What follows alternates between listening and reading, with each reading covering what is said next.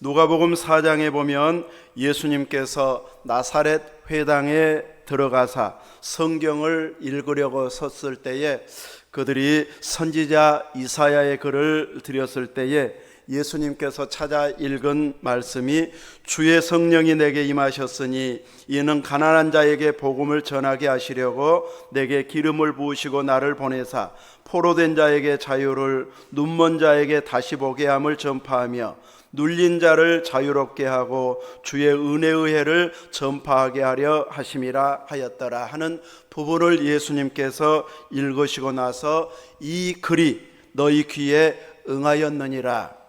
이 선지자의 예언이 성취된 그 역사적인 순간을 예수님께서 선포하고 있는 말씀입니다.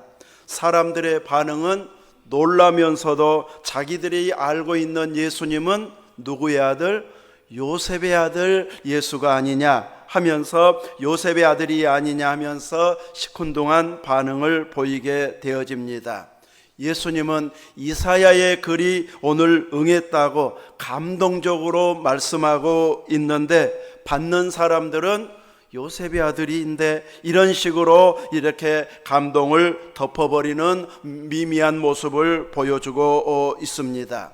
자기들이 알고 있는 지식으로 예수님을 그리스도라고 부르는 것을 배척하고 있고 심지어 그들의 심기를 건드린 것 같은 예수님의 말씀을 통해서 더 분노하게 되어지는데 곧 엘리야 때에 큰 흉년이 들었을 때에 이스라엘에도 과부가 많이 있었는데 엘리야를 누구에게 보냈습니까? 이스라엘 땅의 과부가 아닌 시돈 땅 사렙다 과부에게만 보내져서 그 흉년을 이겨낼 수 있도록 은혜를 베풀었고 또 엘리사 선지자를 이야기하면서 엘리사 때는 이스라엘에도 나병 환자가 많았는데 그 중에 한 사람도 깨끗함을 받지 못하고 누구만 깨끗함을 받았습니까? 수리아 사람 나아만. 이 나아만만 깨끗해졌을 뿐이다. 동네 사람들이 그 말을 듣고 분노가 일어나서 화가 나서 동네 산 낭떠러지가 있는 데까지 예수님을 끌고 가서 막 밀쳐 떨어뜨리려고 하는, 그러나 예수님은 그들 가운데로 지나갔을 때 행동으로까지 옮기지는 못했지만 낭떠러지 있는 데까지는 끌고 간 이런 모습이 나사렛에서의 모습이었습니다. 구약의 예언이 성취된 역사적인 현장이면 정말 감동받아야 할 상황인데 다수는 시큰둥한 반응을 보이고 있습니다. 그러나 성경은 오늘 이 글이 너희 귀에 응하였다 이렇게 선포하고 있습니다. 다수의 혹은 최고의 지식층이 인정해 주어야 성경이 응한 것이 대단한 역사로 받아들여지는 것은 아닙니다. 성경이 응했다고 주님께서 선포하시면 그 응한 현장에 사람들이 다수가 아닌 소수가 있을지라도 혹은 다수가 모였지만 믿는 사람은 소수일지라도 그 현장은 역사적인 현장, 하나님의 말씀이 응답되는 현장이 되어지는데 다수는 그 감격을 누리지 못하는 이런 어리석은 모습을 보여주고 있습니다. 오늘 마태복음 4장 12절에서 16절의 말씀도 동일한 부분이라고 할 수 있습니다. 이 선지자 이사야의 말씀을 이루려고 예수께서 요한이 잡히셨다는 소식을 듣고 갈릴리로 물러가셨다가 나사렛을 떠나 스불론과 납달리 지경 해변에 있는 가버나움에 사셨다. 이 가버나움에 사셨다고 하는 그 사신 행적을 선지자 이사야를 통하여 하신 말씀을 이루려 하심이라고 말씀하면서 인용한 말씀이 이사야 9장 1절과 2절 말씀을 이루기 위해서 가버나움에 사셨다 하면서 오늘 읽은 말씀 15절 16절에 있는 말씀을 선포하고 있습니다. 예수님과 함께 살았던 그 지역 사람들은 자기들 시대에 이사야 선지자의 예언이 응했다, 그 현장에 내가 있다고 하는 그 감격 속에서 잘 믿었을까요? 그래서 오늘 제목이 그들은 알았을까? 하나님 말씀이, 선지자 예언이 응한 현장에 본인들이 있으면서 그 감동적인 역사의 증인이 되어졌다고 하는 감동으로 충만해 있어야 되는데, 대부분의 사람들은 그런 감동을 느끼지 못하는 표현을 하고 있습니다. 성경에 응한 그 현장은 놀라운 사건이고 역사의 현장이게 되어지는데, 성경의 증거는 다수는 믿지 아니하고 소수만 믿었다고 전하고 있습니다. 소수만 믿었기 때문에 성경이 정말로 응한 것일까 하고 의심해야 될까요? 소수가 믿었을지라도, 단 한두 사람이 믿었을지라도 성경의 예언이 응한 현장이 되어지면 성경은 이루어진 사건이 되어집니다. 그러므로 소수가 믿었다고 해서 성경이 이루어지는 현장을 부정할 수 없는 것이고, 꼭 다수가 믿어야만이 이제 확정된 것으로 선언되어지는 것은 아니고, 소수만 믿었어도 성경이 응한 그 현장은 이미 하나님의 말씀이 이루어진 현장이라고 할 수 있습니다. 이렇게 하나님의 시선과 예언은 다수가 얼마나 반응이 좋으냐 여기에 중심을 두지 아니하고 말씀을 그대로 받아들이고 믿는 자에게 하나님의 시선이 향하고 있습니다. 하나님께서 누구를 향하고 있는가, 나를 향하고 있는가, 그 모습을 사모하면서 내가 소수이기 때문에 별로 힘도 없고 영향력도 없고 대단한 역사도 아닐 텐데 하고 우리 스스로가 낮출 필요는 없고 비할 필요 없이 하나님께서 그 한 사람을 보고 예언할 수도 있기 때문에 그 예언의 현장에 우리가 있고 또 믿음의 사람들이 그 현장에 있으면 우리는 감격적으로 아멘으로 화답하면서 하나님께 영광 돌리는 자가 되어져야 할 것입니다. 오늘 우리가 살아가고 있는 이 시대에도 하나님의 말씀은 여전히 응답되어지는 현장이 되어지고 있음을 알아야 할 것입니다. 우리들이 성경이 말씀한 대로 내가 순종했더니 하나님께서 약속하신 대로 기도 응답이 이루어지면 나의 현장에서도 우리가 사는 지역에서도 우리가 살고 있는 시대에도 하나님의 말씀이 응해지는, 응답되어지는, 이루어지는 은혜의 현장이 되어진다는 사실을 우리도 알고 우리들은 그 현장에서 증인으로서의 사명을 잘 감당하는 자가 되어져야 할 것입니다. 동일한 시대, 동일한 역사 가운데 현장에 살면서도 성경이 이루어지는 데는 무관심하고 자기들의 세상적인 목표를 이룬 것만 자랑하고 있다면 이런 사람은 성경적으로 칭찬받을 만한 성공자들은 아닙니다. 성경에서 칭찬하고 주님 마음에 합한 자들이다, 착하고 충성된 종이다 하면서 주님이 또 다음을 약속해 주는 이런 사람들은 이제 세상의 목표를 이루는 데 집중하는 자들이 아니고 하나님의 말씀이 이루어지는 그 사실을 가장 크게 보고 하나님께 영광을 돌리는 이런 자들에게 주님은 관심을 갖고 계시고 은혜를 베푸시는데, 우리가 그 현장에 주인공으로 살아가는 복된 믿음이 되어져야 할 것입니다. 이스라엘 땅이면서도 이방 나라와 경계 지역에 살고 있는 그들이 바로 갈릴리 지역의 사람들이었습니다. 그래서 이사야 선지자는 이제 이 갈릴리를 어디의 갈릴리라고 부르고 있습니까? 이방의 갈릴리요, 이스라엘의 갈릴리여, 이렇게 불렸어야 맞는데 이사야 선지자는 이방의 갈릴리여 이렇게 부르고 있습니다.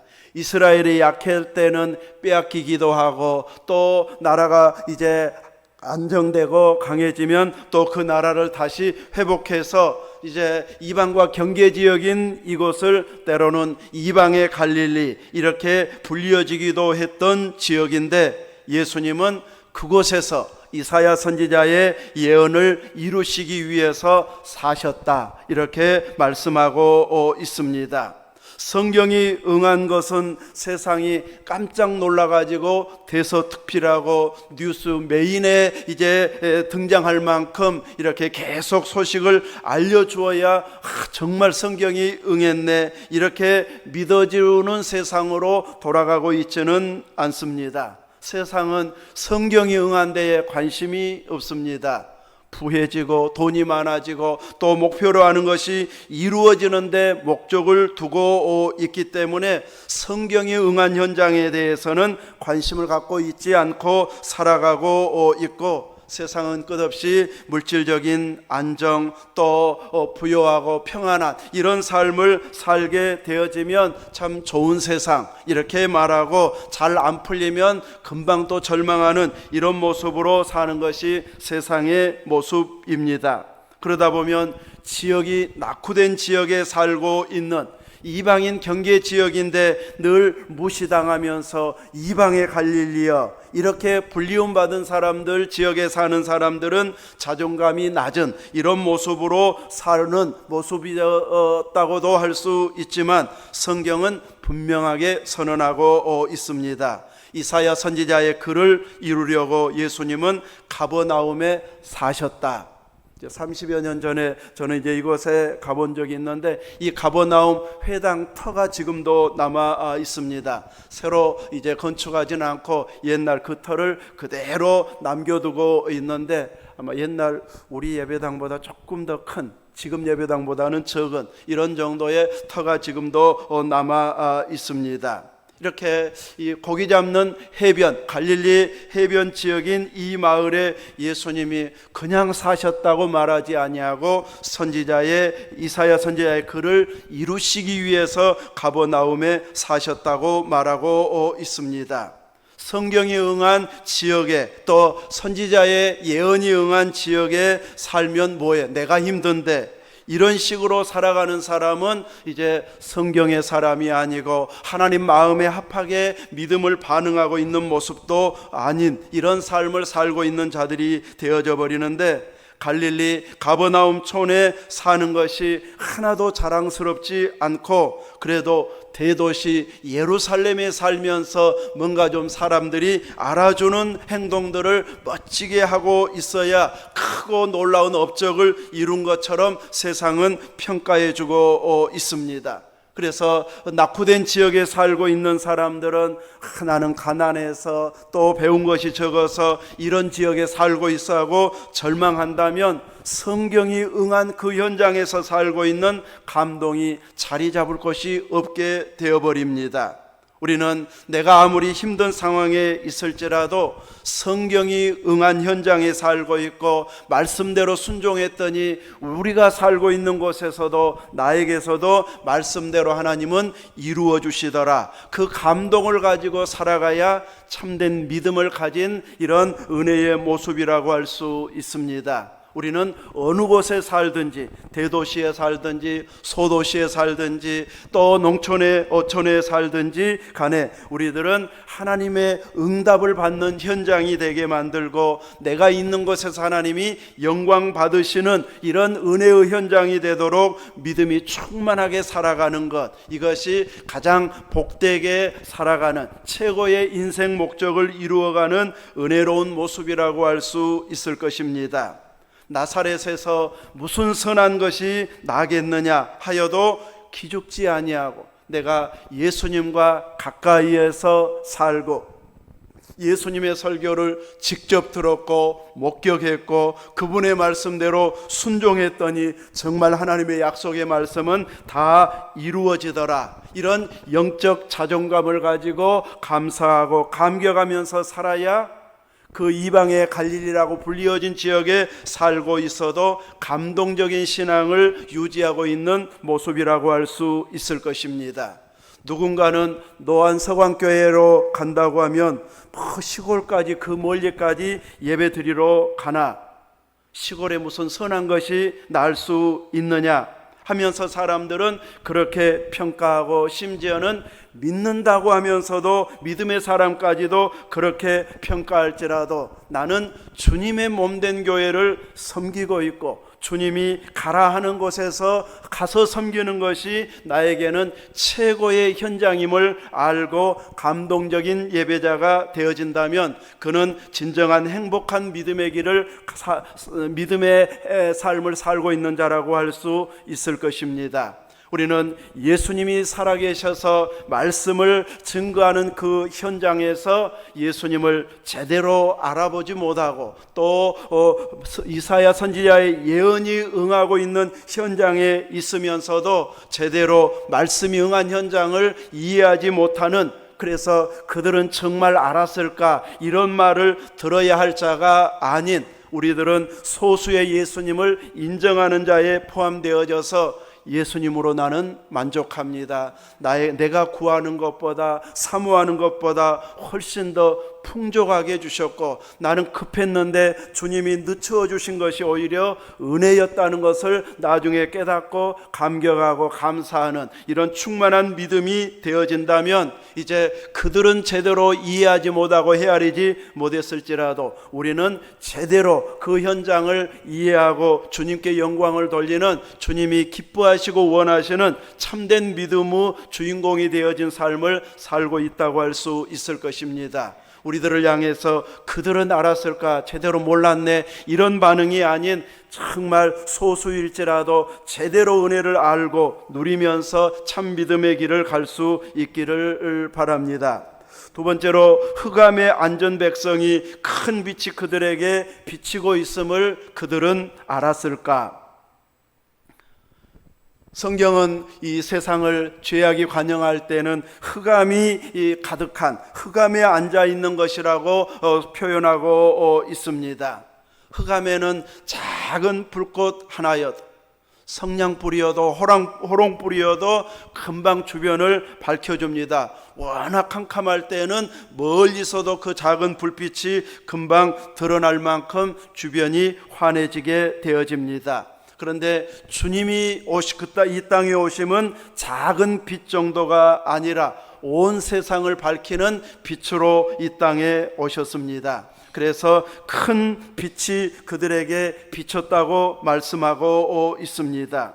이렇게 큰 빛이 항상 비추고 있으면 자기들도 빛 가운데 있는 것으로 착각하기 쉽고 또 고마움을 잊어버리고 당연한 것처럼 생각하기 쉬운데, 이제 아무리 큰 빛이 그들 중에 비치고 있어도 깊은 잠에 빠져 있으면 빛을 볼 수가 없습니다. 마치 암막 커튼을 치고 방 안에 있는 것처럼 빛이 느껴지지 못하게 살아갈 수도 있고, 또 영적 어두움에서 헤어나지 못한 영적 암흑 속에서 여전히 살고 있는 자들도 있게 되어지는데, 이들은 예수님을 제대로 알아보지를 못했습니다. 하나님께서 아들을 보내셨는데도, 구원자를, 죄 용서할 속죄의 주를 보내셨는데도 알아보지 못하면 알아보지 못한 사람만 손해가 되어집니다. 사망의 땅과 그늘에 앉은 그들에게 빛이 빛이었는데 그들은 제대로 알아보았을까 했을 때 제대로 알아보지 못한 자들이 많았습니다. 자신들이 사망의 땅과 그늘에 앉아 있다고 하는 것조차도 인식하지 못하고 빛의 고마움을 알지 못하고 살아가는 자들이 세상에는 많음을 보여주고 있습니다. 배고픈 시절에는 배만 부르면 소원이 없겠다, 이런 식으로 생각을 했던 시대도 있었을 것입니다. 그래서 정말로 배부르게 먹을 수 있는 시대로 발전하고 또 잘 살게 되어졌으면 이제 그때 마음처럼 정말 평생을 배부르게 먹을 수 있으니 나는 참 행복하다, 이렇게 살아가고 있을까요? 모두가 넉넉하고 배부르게 살기 시작하면 그때부터는 배부른 것, 배부르게 먹을 수 있는 것이 더 이상 소원이 아닙니다. 모두가 다 그렇게 사는데 그것으로 만족이 되어지지 않습니다. 이제 거기에서 조금 더 좋은 옷을 입고 싶고, 좋은 집에 살고 싶고, 좋은 차를 사고 싶고, 좋은 직장에 다닌다는 말을 듣고 싶고, 이래서 조금 더 좋은 것, 더 좋은 것, 더 좋은 것, 이렇게 하면서 마지막 우리의 일생이 얼마 남지 않을 때까지 늘 부족함에 허덕이면서 살다가 어느 순간부터 옛날이 좋았는데, 그때는 좋다고 표현 못했는데, 조금만 더 있어야 되는데, 더 해결돼야 되는데, 더 많아져야 되는데 하면서 현실에 만족하지 못하고 살았었는데, 어느 살 만큼 살다가 되돌아보면 그때가 참 좋았는데, 그때 마음껏 먹어보고 마음껏 누려보고 마음껏 감사하고 마음껏 영광을 돌릴 수 있었어야 되는데, 이제는 해보려고 해도 할 수 없는 몸 상태가 되어버려서 이제야 옛날이 참 좋았는데, 이렇게 고백하고 산다면 최고의 삶을 살지 못하고 옛날만 추억하며 사는 이런 어리석은 모습이 되어져 버릴 것입니다. 우리 인생의 최고의 행복을 성경으로 말하면 이제 큰 빛을 보는 눈이 열려졌을 때에, 빛을 알아보고 그분을 인식하면서 살아갈 때 비로소 행복한 삶을 살기 시작할 수 있습니다. 그 큰 빛이 누구일까요? 예수 그리스도이십니다. 예수님이 눈에 들어오기 시작하고 내 안에 중심에 자리 잡기 시작하면 이분이야말로 진정한 행복을 알고 세상을 살아가고 믿음 생활을 하고 있는 자라고 할 수 있을 것입니다. 여러분 안에 예수님이 참된 기쁨이고 예수님을 생각하면 감동이 느껴지는 이런 믿음 생활을 하고 있습니까? 그래도 나 아픈데 치료해 줘야지 하면서 또 조건을 달기 시작하면 예수님으로 나 만족 안 됩니다. 그 말이 돼버립니다.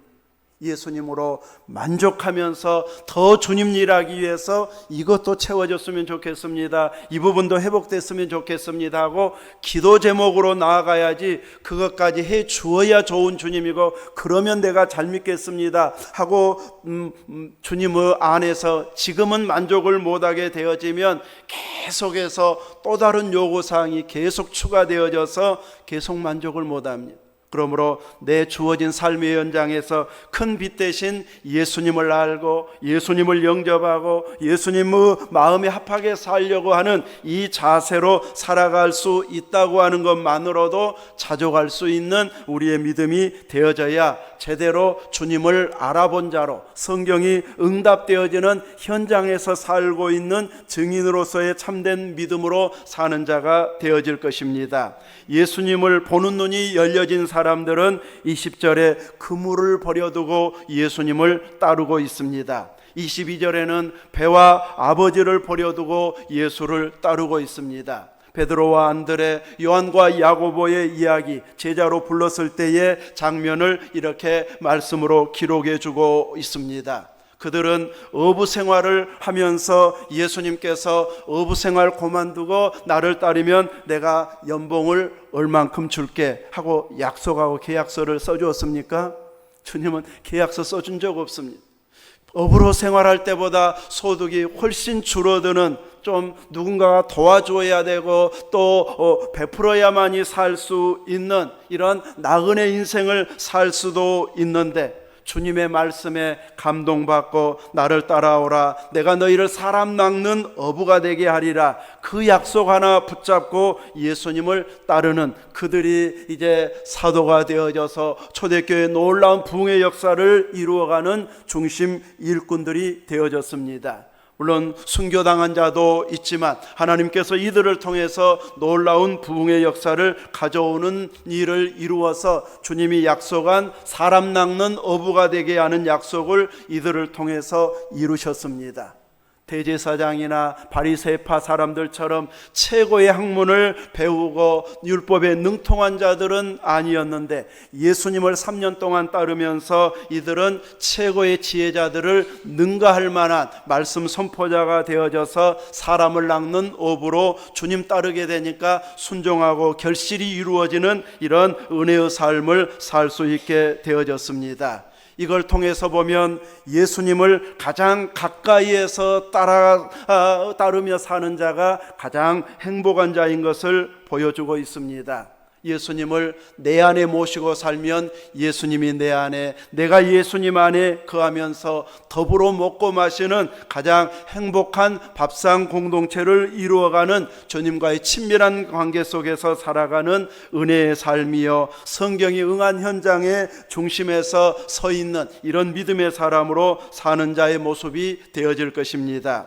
이곳에는 세상 사람들이 추구하는 최고의 행복을 누리도록 채워지는 것에는 관심이 없고, 예수님과 함께 살면서 그 사랑을 누구와 나눌까, 이 빛을 아직도 모르는 자들에게 내가 전달해야 되겠는데 하면서 전할 자들에게 관심을 갖고 전하면서 최고의 행복을 제자들은 누리고 믿음의 사람들은 누리며 살았습니다. 이렇게 참맛을 알고 주님을 더 가까이에서 모시려고 하는 열심이 생기는 자들에게는 심령이 가난한 자가 복이 있다면 아멘할 수 있습니다.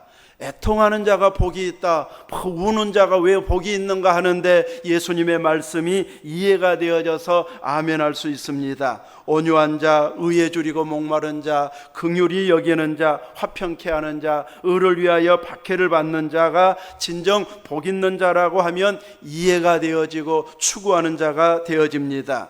예수님은 요한이 잡히셨음을 들으시고 잠시 갈릴리로 물러가셨다가 스불론 땅과 납달리 땅과 요단강 저편 해변길과 이방의 갈릴리에서 빛을 비추는 사역을 하셨습니다. 사람들은 또 예수님의 동생들까지도 사람들 앞에 드러내고 싶으면 예루살렘으로 올라가야 되는 것 아니냐 하고 말했어도 예수님께서는 그곳에 머물면서 복음을 전하고, 하나님께서 예루살렘으로 가도록 허락하시거나 사마리아 지역에 가서 잃어버린 양을 구원하라고 할 때는 그곳으로 올라가시고 옮겨가셨지만, 이제 성경을 이루기까지는 그곳에서 많은 시간을 보내면서 말씀을 전하고 있습니다.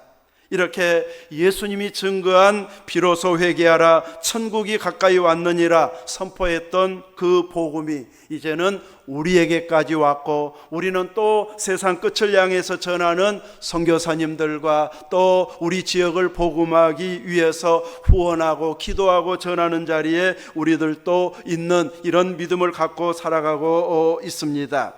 우리는 이 복음의 능력을 힘입어 사는 자의 행복을 이제 조금씩 더 깊이 알아가면서 믿음을 지켜내고 있습니다. 세상에 취해 살던 모습에서 이제는 주님과 함께하는 것이 최고의 행복임을 아는 존귀한 신분이 되어졌습니다. 갈릴리에 살았던 사람들은 항상 소외되었다고 생각하며 살아왔던 자들인데, 그곳에 예수님이 거하고 빛 대신 예수님께서 말씀을 전했을 때 이제는 큰 빛이 그들 중에 비추어지는 영광스러운 존재요 지역이 되어졌습니다. 이제 더 이상 그들은 예수님이 찾아옴으로 인해서 촌사람이라고 무시당하는 자가 아닌 이방의 갈릴리라고 비하하지 않는, 이제는 예수님이 우리 지역에서 사셨고 이곳에서 복음을 전했다고 하면서 감동하면서 살 수 있는 지역이 되었습니다. 이 지역은 지금도 예수님 때문에 관광 수입이 짭짤하게 올라갈 것입니다. 이렇게 예수님으로 인해서 수많은 이들이 세계 곳곳에서 이제 이렇게 찾아오는 지역이 되어질 만큼 예수님이 살아 역사하는 현장에서는 이렇게 땅끝까지 복음을 전할 수 있는 은혜의 현장이 되도록 끊임없이 은혜와 복을 허락해 주십니다. 우리가 살고 있는 지역도 시골이고 소외된 지역으로 느껴질지 모르지만, 누군가는 또 우리 나주에만 있어도 부러워할 만한 사람들도 있을 수 있고, 그것보다도 주님이 우리 중에 함께 계시고 우리의 기도에 응답해 주시는, 주님이 인정해 주시는 믿음의 길을 걸어가면 세상이 함부로 할 수 없는 영광스러운 신분이요 지역을 살리는 이런 존귀한 존재로 우리는 살아가고 있는 모습이 되어집니다. 이제 우리는 제대로 예수님을 알아보고 알아들이고 그 예수님을 자랑스럽게 전하면서 제대로 예수님을 또 높일 수 있는 참 믿음을 발휘하는 아름다운 신앙의 길을 걸어갈 수 있기를 주님의 이름으로 축원합니다. 아멘. 기도하겠습니다. 거룩하신 하나님, 지역이 얼마나 발전했는가 혹은 소외되었는가 세상은 이것으로 평가하지만 성경은 예수님을 영접했는가, 예수님을 사랑하고 있는가, 또 예수님을 증거하려고 힘쓰고 있는가, 그 지역에 관심을 갖고 있고 그 사람들을 향하여서 지속적인 하나님의 은혜와 복이 임하도록 역사해 주심을 다시 한번 깨달을 수 있게 해주셔서 감사합니다. 예수 믿는 우리가 이 지역에서 가장 존귀한 존재들이요 하나님 눈에 합한 믿음의 모습임을 믿습니다. 우리를 들어서 또 다른 영혼들을 구원하고자 할 때 아멘하며 순종하는 자리에 있게 하여 주옵소서. 우리의 기도에 응답이 되어져 더 많은 영혼들이 어린아이로부터 시작하여 노인에 이르기까지 많은 심령 온 세대가 함께 찾는 복된 예배의 처소가 되어지도록 사용하여 주시고, 예수님을 제대로 알아보고 제대로 증거하고 그것을 가장 자랑스럽게 여기면서 우리의 일생을 살아가는 복된 믿음이 되게 하여 주옵소서. 우리 구주 예수님 이름으로 기도하옵나이다. 아멘.